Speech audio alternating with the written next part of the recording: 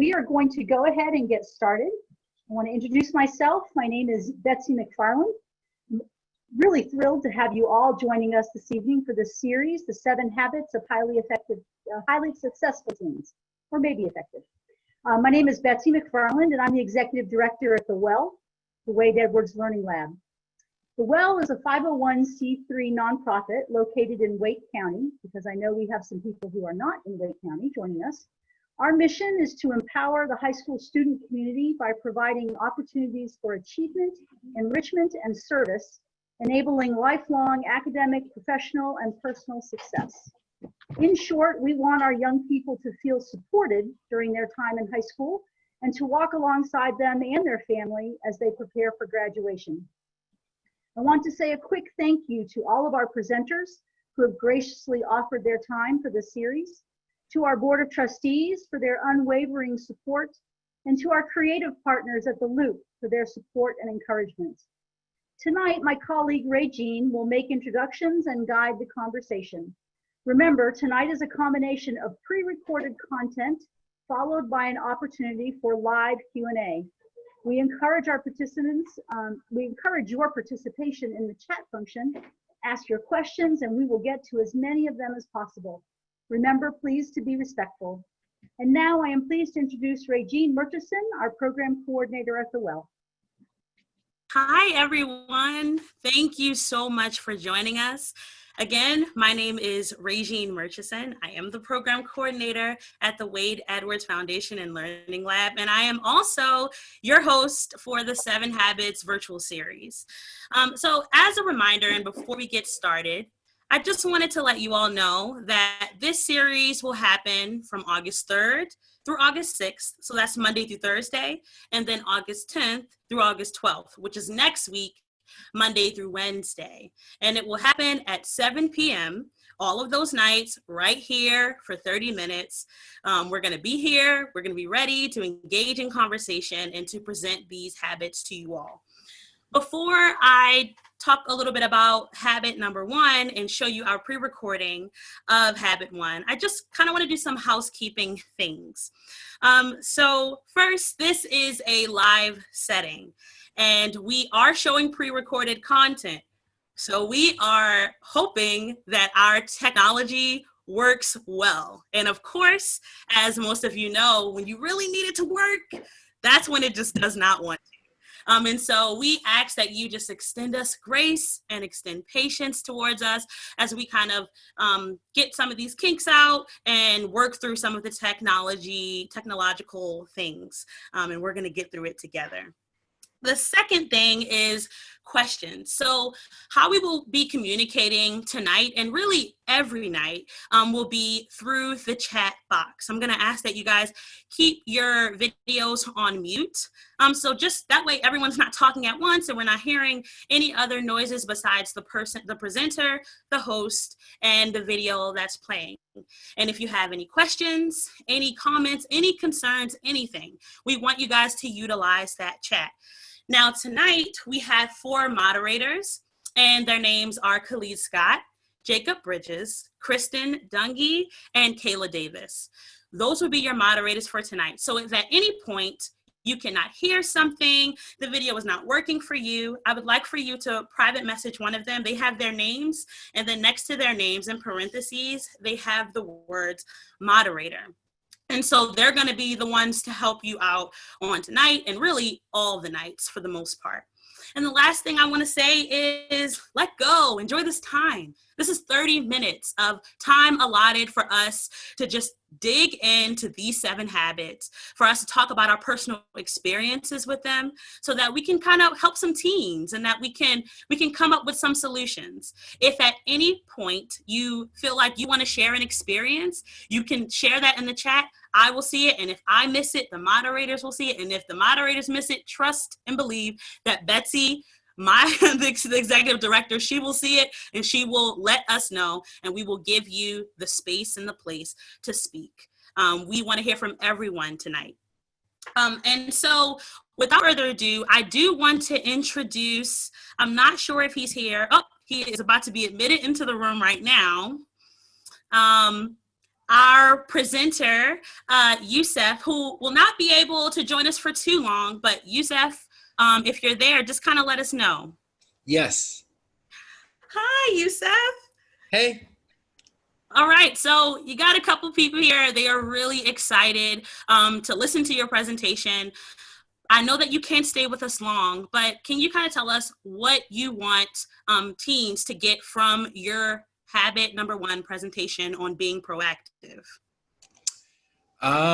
Simply, I think the most important takeaway to be proactive is to be self-aware. It takes a lot of self-awareness in any given situation to kind of like be above it. And it requires a lot of self-discipline, because sometimes in some such situations, you have every right to behave or respond in a certain way, but there's always a better way to respond. And it's hard to, I guess, uphold yourself to that standard. So, thank you so much, Yussef. Oh yeah, of course. Any other thing you want teens to know before I let you go and I play your presentation? I mean, don't do drugs and, stay healthy, stay positive, treat others the way you want to be treated. Yeah. Thanks so much, Yussef. You're very welcome. Without further ado, we are going to be showing habit number 1, be proactive, which is Yussef's presentation. So guys, just give me a second. So I got a lot of things happening. I got 2 computers I'm working on, and I'm going to get this presentation to you in about 1 minute.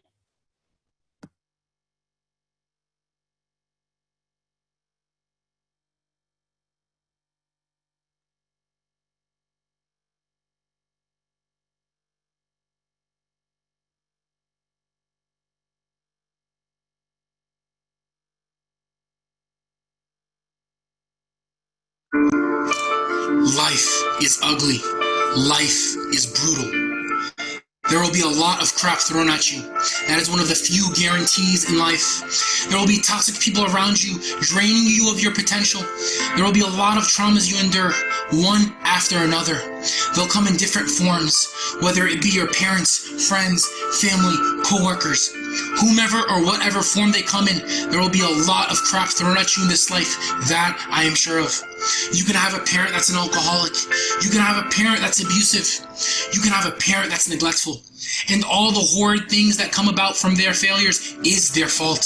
It is your parents' fault for being an alcoholic. They made that decision. It is your parents' fault for being abusive. They made that decision. It is your parents' fault for being neglectful. They made that decision. We sometimes get so caught up in all the faults around us. We get so caught up in all the disadvantages that life throws at us. We use them as excuses. And sometimes those very excuses are legit. Sometimes we have every right to not measure up because of the excuses we hold. That's the worst part about excuses though. Sometimes they are right. And in those circumstances, no one will judge you for resigning with where you're at. And for some, it's personally okay to settle with where they're at in life. What's not okay is if you want more, or if you are not content with where you're at. What's not okay is when you cheat yourself by telling yourself, and even worse, believing the very excuses that are holding you back. I hate to be the bearer of bad news, but if something in your life is broken or falls short, it is your responsibility to address it. It is your responsibility to make active strides to overcome it, and it is your responsibility to make sure you move forward. And if your partner decides to cheat on you, it is their fault. But it is 100% your responsibility to make sure you accept that pain, overcome it, and strive to become happy after it all. If your parent was abusive and or an alcoholic, it is their fault. But it is 100% your responsibility to make sure you are a decent human being that isn't held back by the life choices of other people. Regardless of whatever circumstances you face, it is your responsibility to make sure you come out okay. Your happiness is your responsibility and your responsibility alone. To let someone else rob you of that is nothing but absurd. Imagine this. Every single morning you wake up, you find yourself with $86,400 in your bank account. You can choose to do whatever it is that you want with it. The only stipulation is that by the end of the day, when 12 a.m. hits, all the money you didn't get to use gets taken out. And then you start the day over again with $86,400, and the cycle keeps going. Not a bad gig, right? Suppose that one day, though, someone stole $120 from your bank account. You'd probably be mad, but you wouldn't let it ruin the rest of your week. You'd get $86,400 again tomorrow. You'll probably also still have money left over that day. You certainly wouldn't let it ruin the rest of your month. Here's the kicker, though. Every morning that you wake up, you have 86,400 seconds to use. Sometimes people will come to sour 120 seconds. Something awful comes to happen and takes away those 2 minutes from you. The problem is, though, that we let what happens in those 2 minutes ruin the rest of our week, sometimes even month, and sometimes even year or even years. Yes, bad things will come your way, but it is up to you to ensure that you are happy. It is solely your responsibility, no one else's. It's not up to your partner or your parent to restore what was lost. They can certainly help, but it is solely your responsibility and your responsibility alone. Don't ever put that on someone else. And Will Smith, one day in a speech of his, made a very important point about responsibility. Taking responsibility is not synonymous with admitting fault. It is not a form of accepting guilt. It is recognizing that there is a shortcoming. Taking responsibility is the power you seize within yourself when you stop blaming others around you or the situation around you. It is the first step in being intentional with your growth. You've got to strive to continually grow. You owe it to you and the people around you to be the best version of yourself that you can be. There is no other way to go about it. Being average is an epidemic. Life is bad for a bunch of people, good for a lot of people, and great for a few. You've got to decide where it's going to be for you. Don't let others rob you of your happiness. Learn from what happened and move on. You grow through what you go through. Don't let others take away more from you than they already have, ruminating on the pain that someone caused, desperately trying to seek closure that won't ultimately make you feel better, and the pain that comes from focusing on that is your fault. You chose to do that to yourself. It's okay to let it go. Let it go so that you can grow. I'm going to keep repeating this. Your happiness is your responsibility and your responsibility alone. So far up until now, we've only discussed life's issues when other decisions hold you back. It is not a big secret that other people are not the only thing that can come to hold you back. In fact, the biggest holdup in life, at least for most people, are their own selves. We can get so caught up in making excuses for ourselves.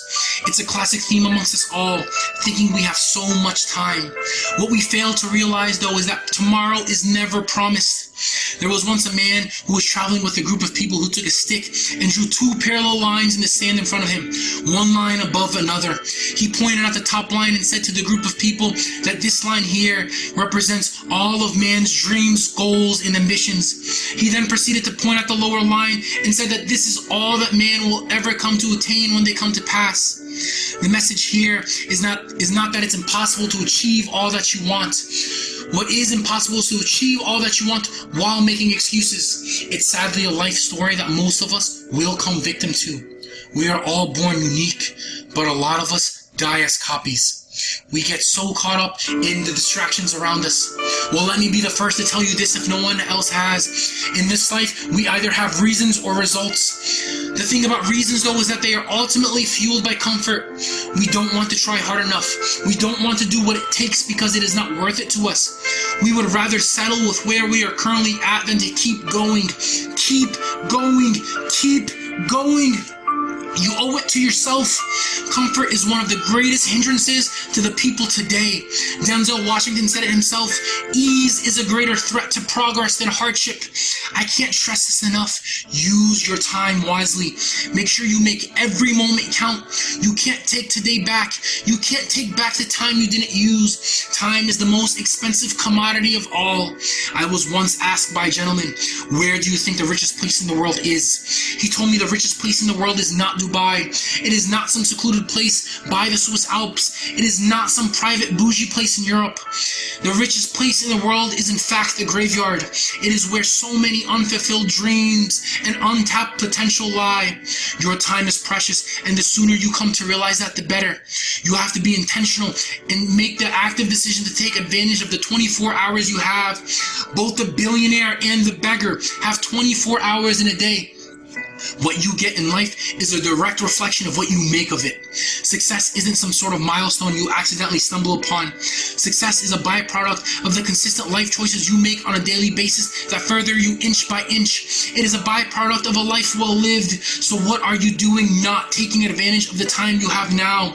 You see, let me share something with you, having interacted with people from all walks of life. All of us, every single one of us are self-made, but only the successful will admit it.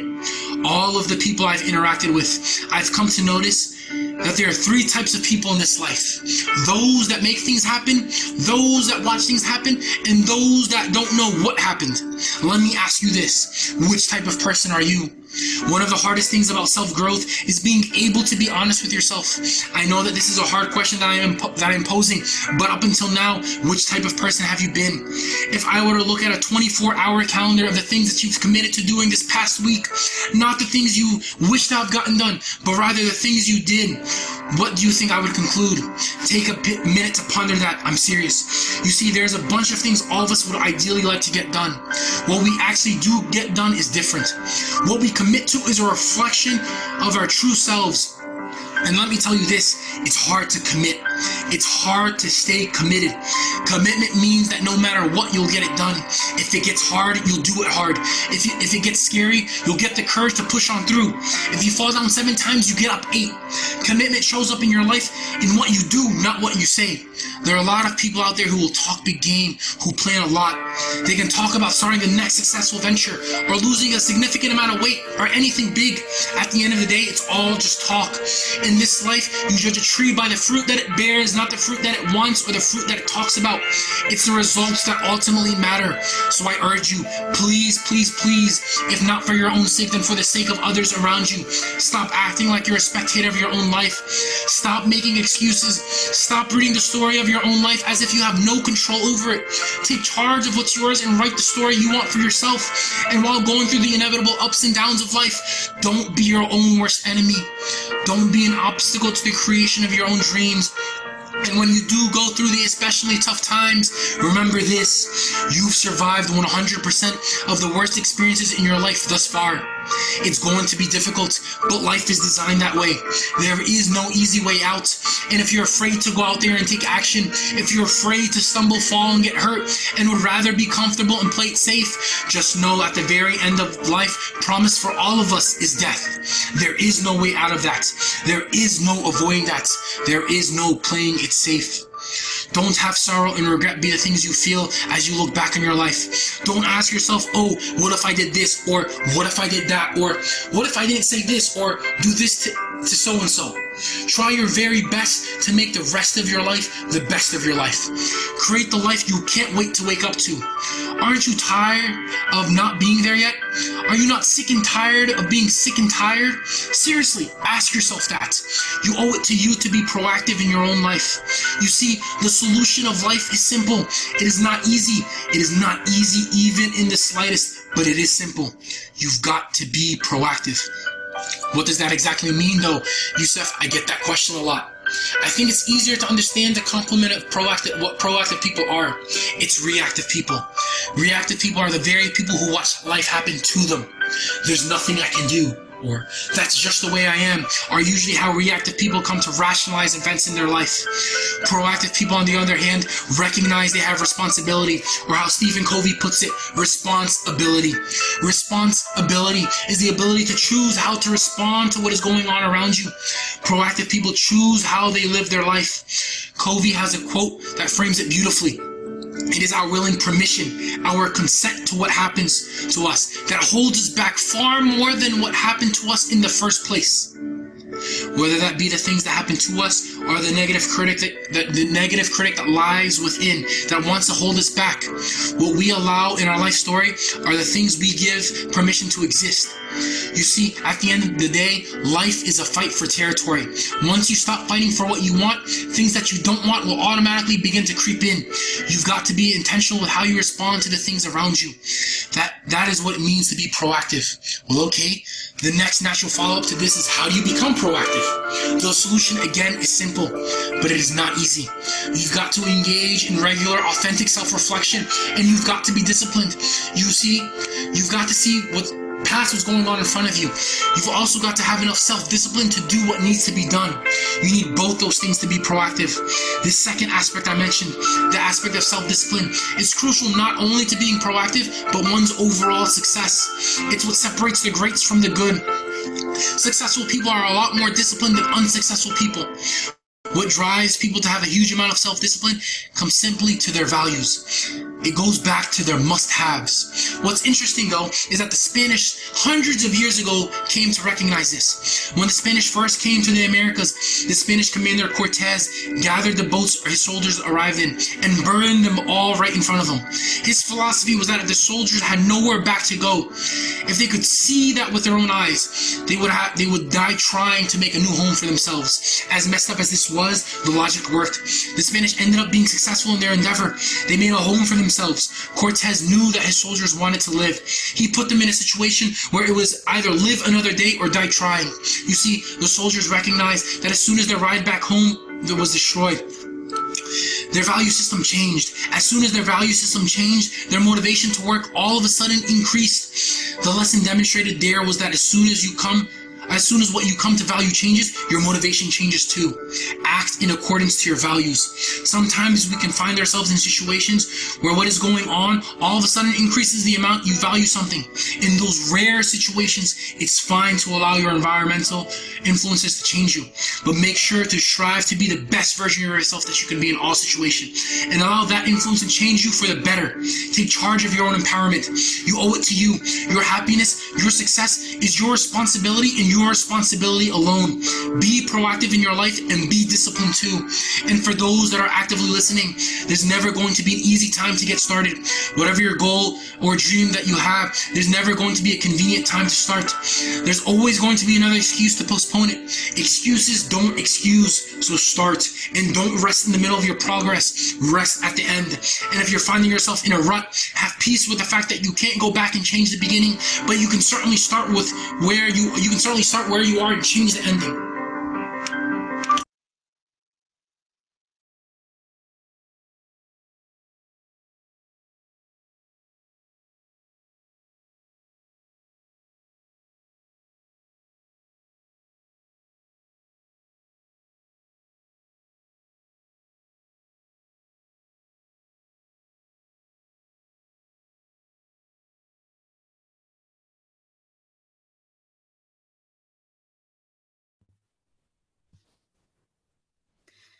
Hello, everyone.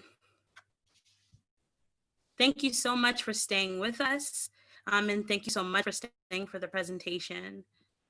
Can everybody hear me? Can you put a thumbs up? All right, great. And so that was our habit number one. Thank you. That was our habit number one presentation by Yussef. And I think the ED kind of explained who Yussef is. So Yussef is a student at NCSU, and he's one of the WELL's fabulous tutors. He also helped us this summer do some work with our summer programming. And we appreciate him and what he gives and offers to our space and to our students. So since Yussef is not here, and I'm sorry guys if I'm dragging a little bit, but since Yussef is not here, I wanted to ask a question to all of you. So I know I'm dragging a little bit, but can you guys hear me? Okay. How are you? So taking what he spoke about in his speech, being proactive so that you can meet your goals and so that you can thrive, strive, and survive in this kind of climate today. how do you make sure that you are being proactive in your day-to-day life? So if you want to answer this question, you can take your computer off mute and you can just go for it. So do I have any takers? Anybody who want to tell us how they are staying proactive?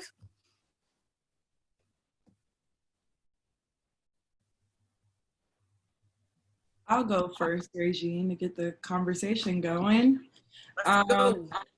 A way that I've been staying proactive recently is just trying to have like a morning routine, like certain things that I know that I want to accomplish before I get my workday started. And so that can consist of just like waking up at a decent hour and not going straight to social media, maybe doing like some meditation, some stretching. And I think that's been really good for helping me be proactive and also just kind of getting my mind right to tackle the day, and not kind of like clouding it with, you know, outside stuff, but really just trying to center myself so that I can accomplish everything that I need to. Yeah, that's really good, Kayla. Thank you so much for sharing. Anyone else? So Kayla talked about her morning routine. Anyone else want to tell us? Looks like Joey has his hand up. Go ahead. I've been proactive by sticking to a morning routine and a nighttime routine. That way in the morning, I have a certain routine for what I do first. That way I'll be able to accomplish the things that I want to do during the day. And I have a nighttime routine. That way I'll go to bed happy knowing that I completed everything that I want to complete that day instead of knowing that I didn't get to complete half of the stuff that I wanted to do because I was too busy doing apps on my phone and stuff. Nice. Thank you, Joey. Thank you for sharing. So a morning routine is great, but Joey says you cannot neglect your nighttime routines, okay? And I would love to tag on to that, to what Joey said. How I stay proactive is also my nightly routine. It's one of the most important things. I make sure that I go to bed at a certain time, but before I go to bed, I make sure that I lay out what I'm going to do for tomorrow so that I'm not overwhelmed, and so that I can make sure that everything I have planned tomorrow, I can actually accomplish. It makes me so sad when I don't accomplish things on my to-do list, especially for work, because all of it is just so important. It's so much work to get done. And so my nighttime routine is my favorite routine because I also like to get a lot of rest. So thank you so much, Joey, for reminding us of that. And Anyone else want to tell us? What'd you say, Joey? And actually, the way that I think of it, having a nighttime routine is going to work for the morning, because then if you have a nighttime routine, then you're already showered, your bed is already ready for you to get into bed, and if you go to bed at a reasonable time, then you won't be so cranky in the morning, because if you're cranky in the morning, because then you'll basically be wasting time soaking and whatnot, and then you'll get less work done the next day. So if you go to bed at a reasonable time, then that won't happen and you'll get everything done. That is so true. Joey, we should have had you present on being proactive. Thank you for sharing, Joey.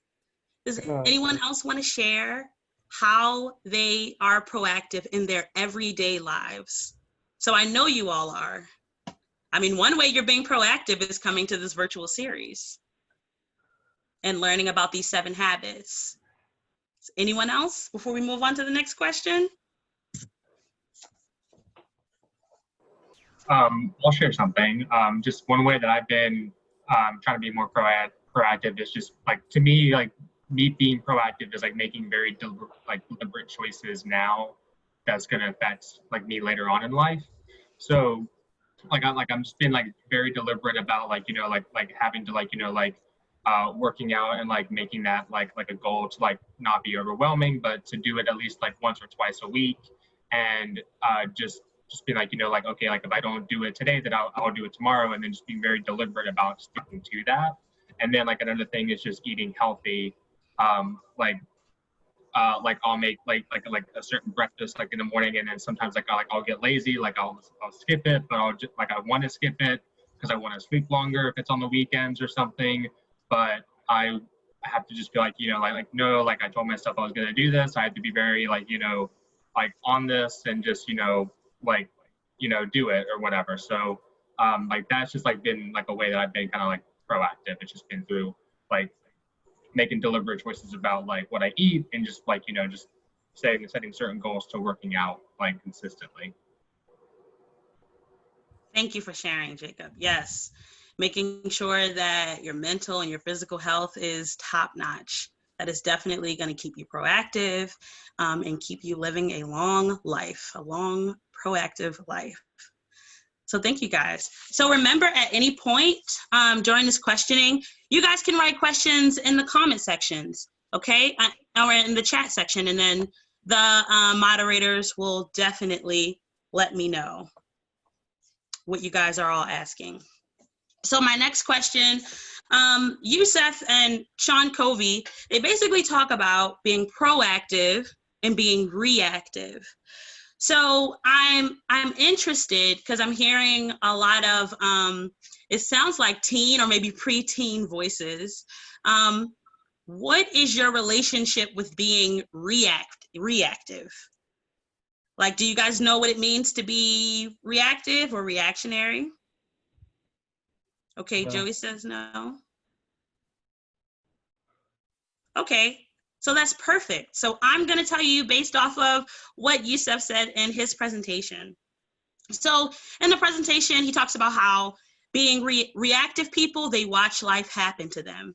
But proactive people, they're responsible, and they have a responsibility to choose how to respond. You can't really choose what happens to you, but you can choose how you respond to certain things. So does anyone have an experience they want to share about a time when they either were reactionary or when they fought being reactionary? Because I feel like it's natural to want to just react. Anyone have any stories, any experiences, maybe at school?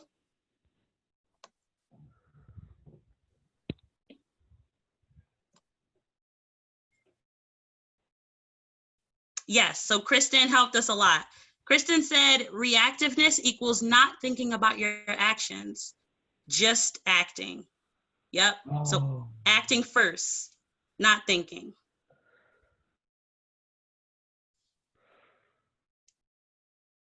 Okay, since you guys want to hear my voice all night, I guess I'll share a story. So when I was in middle school, for instance, so I was a preteen, I wasn't a teen. Probably I could share another story later. I was walking to the bus, all right? And then the bus left me, okay? Well, the bus didn't leave me, I was late. And so since that happened to me, I decided, this is very embarrassing, I decided that I was going to then run to the bus or run to the next bus stop. I was a not so active kid. And so just a picture of me running, I probably was like the size of a huge circle, and I was just going for it because I was like, I gotta get to this bus. And when I finally got to the other bus stop, the bus did stop for me, of course. It wasn't a mean bus driver. I started banging on the door. Like this is a silly experience, but my reaction was I was upset because I felt like this person left me, or this bus driver left me. But really what happened is I didn't have a schedule. I didn't do what I needed to do so that I was at the bus stop at the right time. And so my reaction was, when I saw that the bus was leaving, I took it personal as if it was an attack on me, but really it wasn't. It was really that I needed to get my stuff together, and I needed to make sure, like Kayla and Joey told us, that I had a plan set up for my life. I know what time I need to wake up. I know what time I need to be out the door. I know what time the bus comes. And so, yeah, so it was not the best time for me, but it was something funny, and I got made fun of for a while in middle school because of that. Everyone made fun of me running to the bus and banging on the door. Kind of silly. Does anyone have a story they want to share?